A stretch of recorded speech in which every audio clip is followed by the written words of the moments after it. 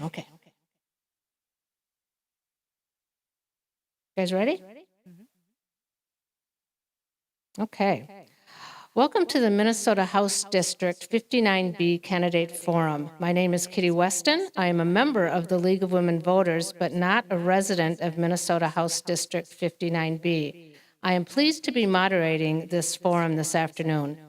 The League of Women Voters is a volunteer organization with a long history of providing unbiased candidate and issue information that is widely used by voters regardless of political beliefs. The views expressed in forums are those of the candidates and not those of the League of Women Voters, which neither endorses candidates or a political party. We hold forums for voters to hear from the candidates and to compare their ideas. This forum is being recorded in the studio of MCN6 and will be available on September 30th on the League of Women Voters Minneapolis website, LWVMpls.org. This recording will have a closed caption option available in multiple languages. Thank you to MCN6 for the production and recording of this event. District 59B, located in west central Minneapolis, is a Minnesota House of Representatives district that includes all or part of the neighborhoods of Harrison, Sumner Glenwood, Near North, Willard Hay, Jordan, Nicollet Island East Bank, Mercy Homes, Downtown East and West, North Loop, and Elliott Park. Both candidates on the ballot were invited to participate in the forum, and one, the DFL candidate, Esther Abaje, accepted and is with us today. A timekeeper is sitting in the front row following her opening statement of 2 minutes. Candidate Abaje will have 1 1/2 minutes to answer each question and 1 minute to make a closing statement.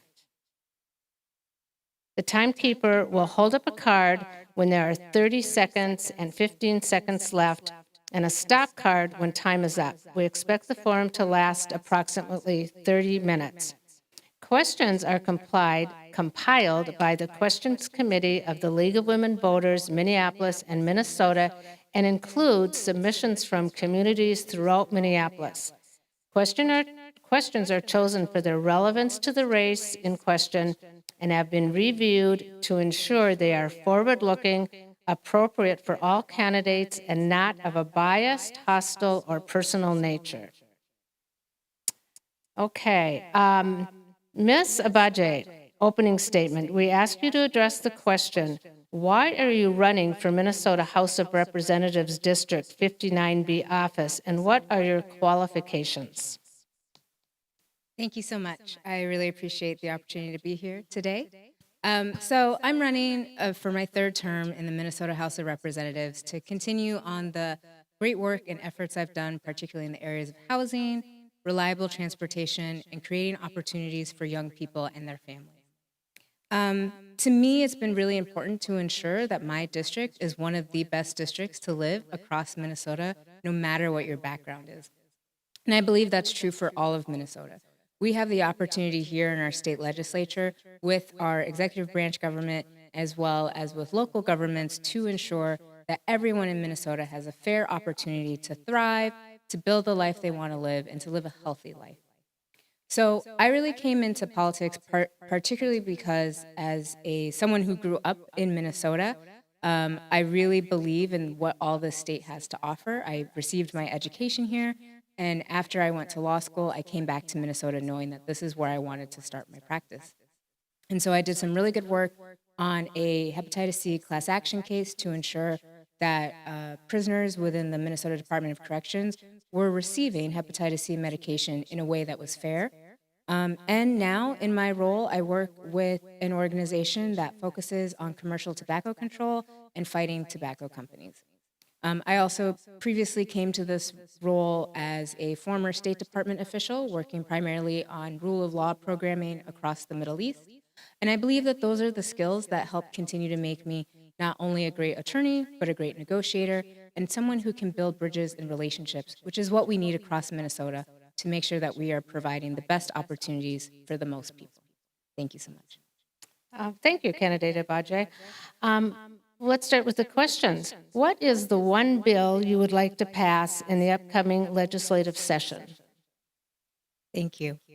I have a lot, but one that does come to mind is a bill that got a lot of attention in committee time last year. It's a bill to limit the assets in a corporation's portfolio of single family housing.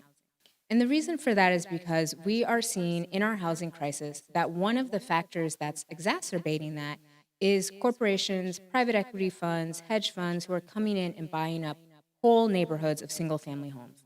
That makes it very difficult for people to become homeowners and instead leaves all of those assets for rental. And unfortunately, we know that those landlords tend to be absent and tend to only come around when the rent is due. And so, in order to expand on our home ownership efforts, I believe that this is a bill that helps put us in front of the curve and ahead of other states that have not been able to tackle this problem. And here in Minnesota, we could do it in a way by ensuring that by limiting the amount that large corporations can have, we leave more of the housing stock for individuals and for their families to be able to create the neighborhoods that they want, to put a foothold down, to build those community connections, and hopefully create thriving neighborhoods across the state. And so that's really why that's a bill that I want to see pass, hopefully in the next session. Thank you. What strategy could you employ to help move the legislature toward more bipartisan problem solving? Thank you for that question. It's really important that we consider the actual bread and butter issues for Minnesota. I think that that's actually what helps bring people together on both sides of the aisle and start to look at issues in a nonpartisan fashion. And to me, again, that's around the areas of housing, it's around the areas of transportation, around the areas of workforce development. If we're thinking more about what helps more Minnesotans, I think there are more places where we can come together. I know that one of the areas that's, again, in the housing space, but really interesting that saw some bipartisan collaboration is on the issue of homeowners associations. One of those things, that is an issue that people have brought up from both rural areas, urban areas, because they have been, in some cases, making arbitrary decisions that not all homeowners understand. And so that's one area where we can come together and see, here's a potential problem. We can work together to put something together to fix it. And I think that that's where you start to see cases where groups can come together. And it also happens in areas of business as well, wanting to make sure we're doing the best for our small businesses. Okay, thank you very much. What is the role of the Minnesota legislature, if any, on foreign policy issues or events? Yeah, I think any legislature, any state legislature has the opportunity to make their voice heard on a foreign policy event. I know a couple years ago, the Minnesota legislature did some work around Russia and their invasion of Ukraine. I know we've also accepted delegations from Taiwan. And we also send legislators on trade trips to places like Germany and Japan. There's a lot we can learn from our counterparts in other countries. And while we may not have a very immediate and direct influence on foreign policy events or what the federal government is doing, what we can do is we can use our platforms to at least share with our federal representative counterparts and with our federal government, executive agencies, the president on down, kind of with a pulse of the country on a certain issue. And so I think as things are heating up around the world, from Gaza, from the Congo to Haiti, to parts of Latin America, I think these are things that if we find a constituency and a community in Minnesota that is affected by this, how can we, as their state representatives, use our voice and influence with our federal representatives to ensure that their voices are heard? Thank you very much. There have been several high-profile accusations of fraud and waste in Minnesota programs that distribute resources to vulnerable populations. What would you do, if anything, to ensure better accountability and oversight? Yeah, that's a really great question. We want to make sure that the resources that we're putting forward get to the people who it's meant to help.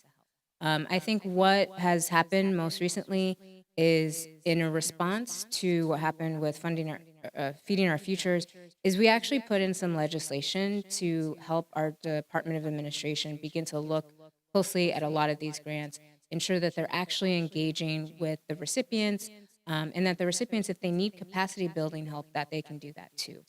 And so with that legislation, we also wanted to make sure that it was fair, because what we do know is there are a lot of smaller organizations that are really doing good work and do need that support from our state government. And so we want to make sure that we're doing it in a way that's clear, that's effective, and that's unbiased, and so that everyone has the opportunity to do the job that they need to do, but they also understand the reporting requirements, and then that our agencies understand what they're supposed to do with the reporting that they see. So I'm hopeful that that legislation will kind of help continue to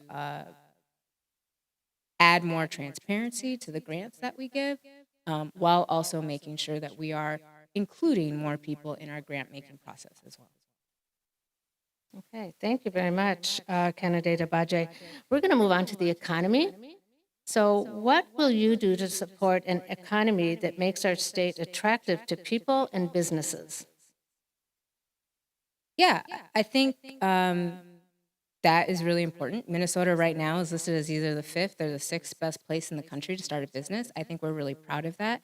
I served on the tax committee this past biennium, and one of the concerns we heard all the time was that we were raising taxes too high. We were making it a hostile business environment, but we actually saw the opposite. And I think what it is because businesses do want to come to Minnesota because they know our workforce is educated, but we can continue to do more on that front. They know we have a healthier workforce because of all the healthcare industries that we have here and the investment into healthcare that we've put in. But of course, we can continue to do more. And we have provided not only are we taxing corporations what they owe, but we also are providing a number of incentives through tax credits for better research and development, better innovation. We have an angel tax credit. So there are opportunities here for businesses to be able to grow, to be able to set up shop here, hire some of the best workers, really hardworking people who want to see businesses succeed. And I think that's what makes Minnesota one of the best places in the country to be in right now. So yes, we may have some more stringent regulations than other states, but we do that because, again, we want to keep this the best place for any Minnesotan to thrive. Thank you. Where do you see funding coming from to support the 2024 Minnesota legislative agenda? And what, if anything, would you be willing to give up? Sorry, I want to make sure I hear the question correctly. The 2024 legislative agenda? Yes. And from that, is there anything I would have given That up? you would be willing to give up? Oh, that's a difficult question. In the 2024 legislative agenda that we passed this year, a lot of people thought that we would have been done after 2023 because of so much investment that we did with our surplus. But we did find areas that we needed to continue to build upon or to clarify. So it would be really hard for me to pinpoint what wasn't necessary. I mean, one of the pieces that we clarified, again, going back to my passion to housing, is ensuring that eviction cases, especially cases at the allegation stage, limiting their use. Because what we were seeing is that eviction cases were being used to deny people housing. And so we've gone back to clarify that landlords and credit rating agencies and background screens should be able to share that is just an allegation. It's not an actual adjudication of eviction, to hopefully help more people. I think I really can't tell you what I would take away because we just did so much to really continue our efforts to help people. But if there is something someone wants us to take away, I'm sure we will take a look at it. Thank you. We're going to move on to housing, and I know you've addressed this a little bit, but housing continues to be an issue facing our state. How do you propose to increase the availability of and access to affordable housing for all? Yes, this is definitely something that's been on the minds of many of us in the legislature this past biennium. We introduced a bill known as the Missing Middle, which was really to help to have a baseline of zoning across the state. And it's just meant to be a foundational baseline. It does not actually usurp cities and what they can do, but it does tell them this is at least the minimum requirement you have to meet, and then you can do whatever you need to do above that. And I think what that does is it really kind of helps show us the ways in which our housing affordability and availability has sort of been hampered by the way that we do zoning across the state and in many cities. And many cities have been trying really hard to do the right thing, open up their zoning, build more multifamily housing, but we want to make sure that that's accessible across the state, and especially that it's near reliable transit options. And so that's something that I think will help with long-term affordability and accessibility. The other things that we're trying to do, which I hope that we will continue to do more of, is continued down payment assistance for people who want to become homeowners. We know that that is really hard if the inventory is small, but our first generation program this year has actually seen a number of people get into their first home. So we're really proud about that. And then, of course, we want to continue to make sure that renters are on a same playing field as their landlords, and I think that will help with ensuring that community access to multifamily housing. Okay. Underfunding of public housing authorities throughout Minnesota to address repairs is a chronic issue. For instance, the Minnesota Public Housing Authority has an estimated $229 million capital backlog, and a group of lawmakers are asking the state for $35 million to help make badly needed repairs. What more could the legislature do, if anything, to address the backlog? That is a very difficult question. It is definitely something that we need as the state continue to step up in. Unfortunately, we have seen a decrease in investment from our federal government into public housing. And so states like Minnesota are doing the best they can to help with those backlogs and to help think about more creative ways to maintain public housing. I think for our part, we are trying really hard to figure out the best supports that we can give to our public housing counterparts. And we have done that through a number of funding through this past biennium.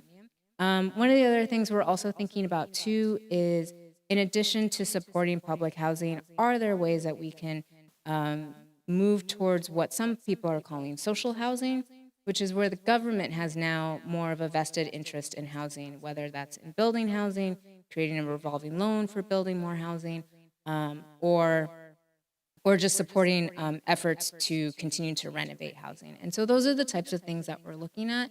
To going back to the earlier question, to help expand the availability of housing. But I think that will also help reduce the stigma around public housing too, to know that if the government is involved in housing, it's not a bad thing per se, and hopefully can create a more foundational level of housing that anyone can receive regardless of what they're going through. Okay, thank you very much. Moving on to public safety. Many are concerned with the crime and gun violence in our communities.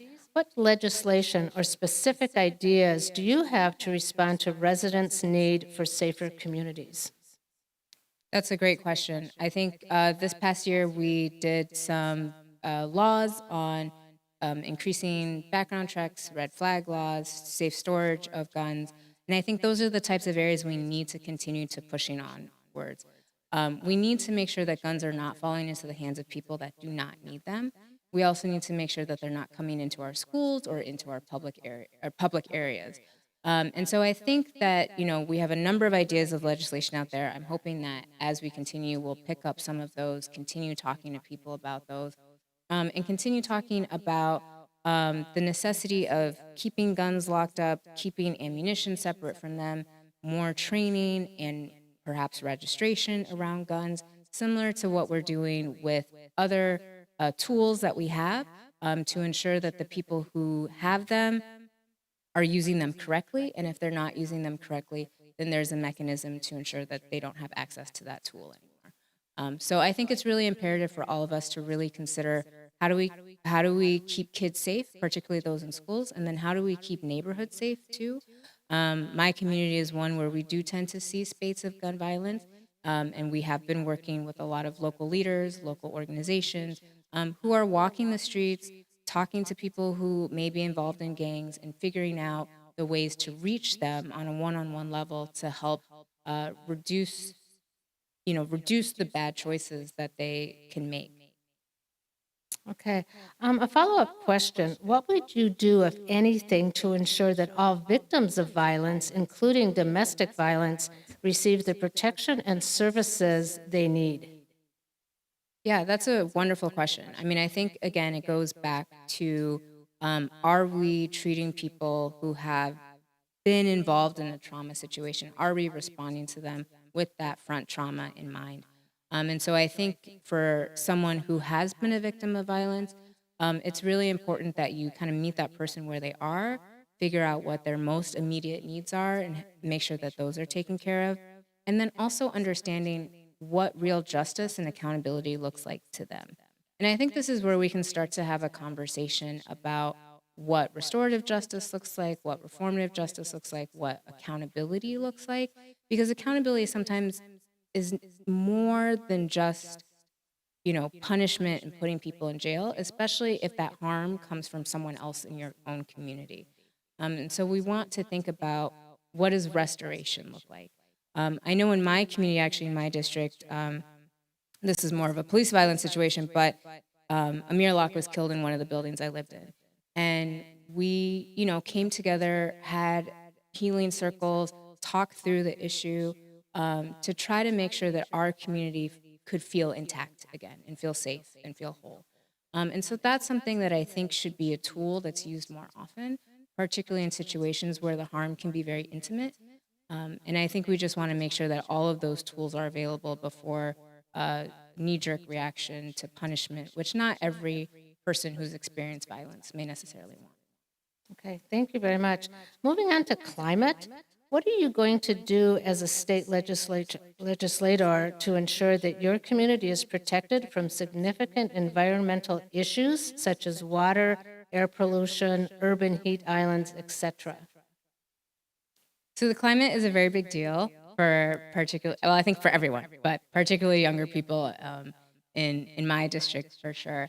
One of the things that has been a major push is getting us towards zero waste. And so I think we can get the city there. And so one of the pieces of that is phasing out the HERC, which is known as the, I think, Hennepin County Energy Recovery Center. It sits right now in downtown Minneapolis, and the what it releases into the air, we know has certain toxin levels in it, and that is just going directly over North Minneapolis, which has some of the highest rates of childhood asthma. We also know that along the river that there are industrial sites there that are no longer operational, but the toxicity in the land is also a concern. And so we are working on different ways to remediate that, to see if there is a safe and efficient way to phase down the HERC and moving towards a more recycling, more composting, more different options for our waste. And similarly, we're also looking at ways to continue to plant trees across our neighborhood and other neighborhoods in Minnesota to reduce those heat islands. But there's so many options in the air right now, and I'm just really excited to work with a lot of environmental justice organizations who are coming up with these ideas, who I think the time is more than ripe in Minnesota to move forward. Thank you. So another issue that's of concern to people is transportation. What, if anything, would you do to continue building a transportation system that is accessible and safe for users of all abilities and income in Minneapolis and throughout the state? Yes. In Minnesota, we definitely need to be a multimodal state. And so that means we need to have all of the options available to us, particularly bus, train, which includes light rail and rapid transit, and walking and bike path. So all of that, I think, is up for grabs in the transportation toolbox. And so I know in my district in particular, one of the things we're talking about a lot is the Blue Line extension. As a state legislator, we will have a say in that a little bit later, but I am talking to residents in my district to understand how they feel about it. And what I'm hearing from folks is that should this infrastructure come to our neighborhood, they want to make sure it's done in a way that doesn't add to displacement or gentrification. And so we have done some work in that space. We created a $10 million matching fund pot to be able to use to help businesses be able to stay where they are, or if they need to relocate.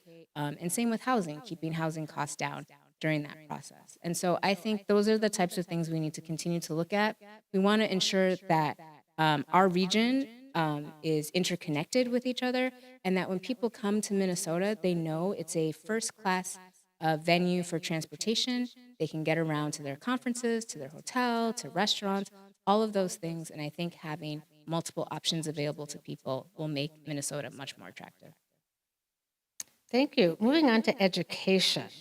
Our K through 12 schools are facing a number of challenges, such as funding, policy, curriculum, high absenteeism, and declining test performance.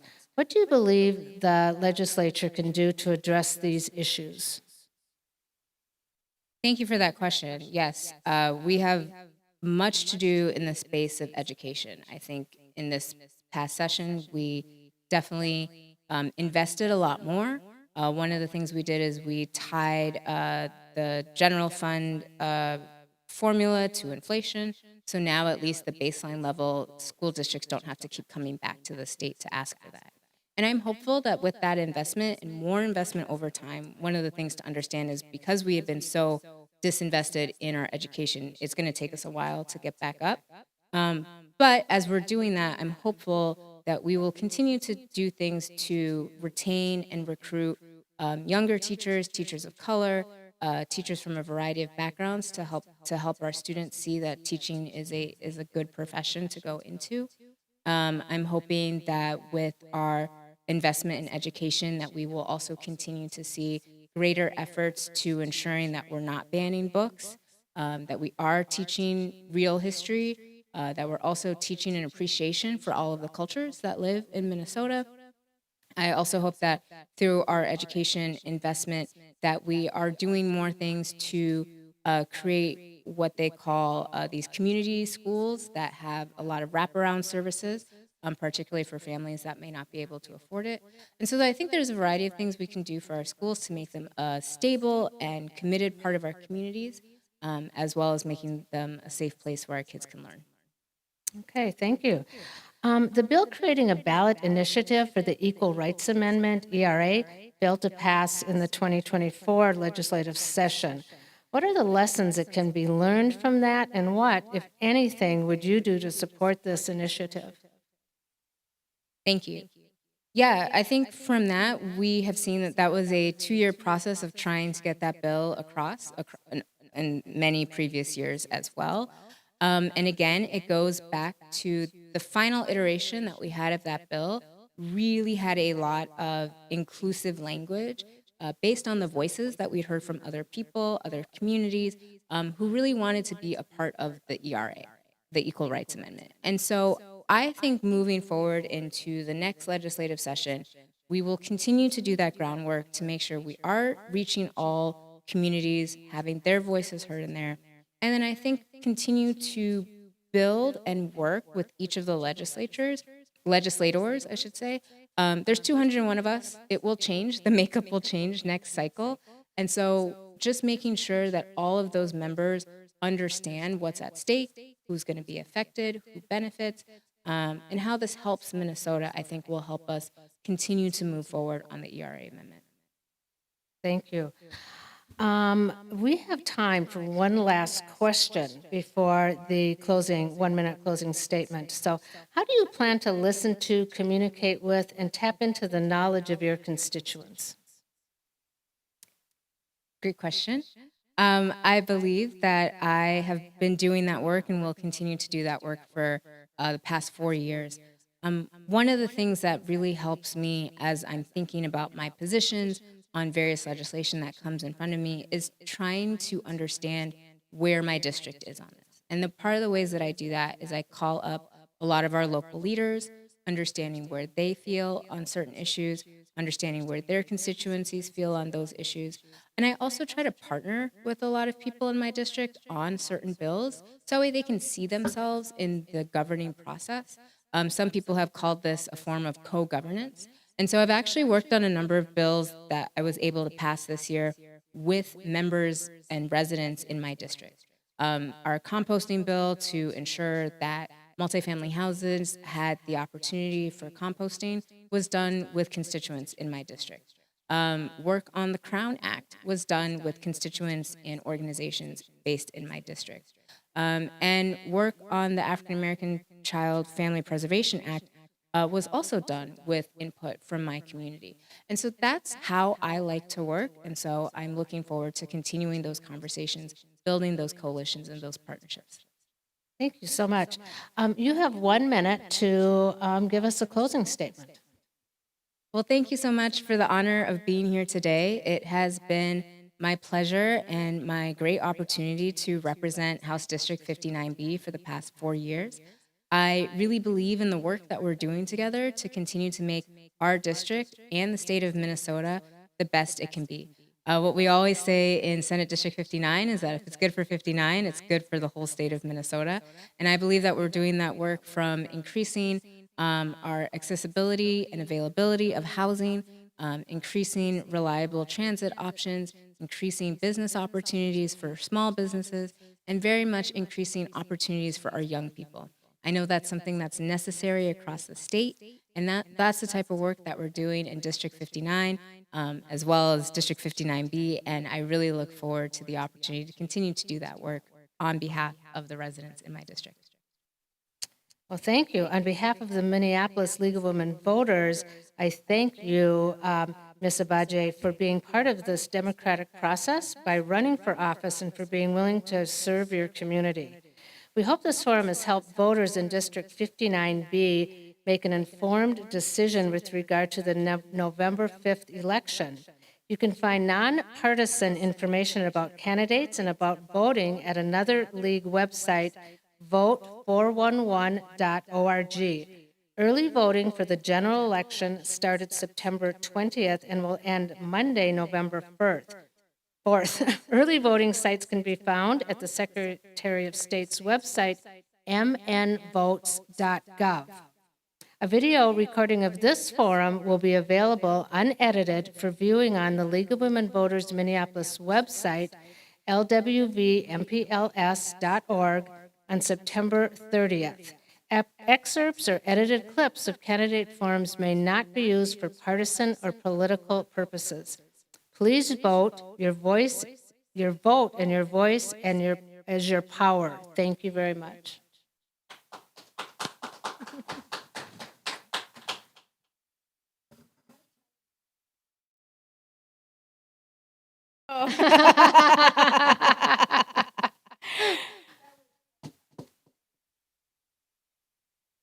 Yeah, that was, you did amazing. That's a lot. I didn't know what to expect, so I was kind of, and then I was like, oh.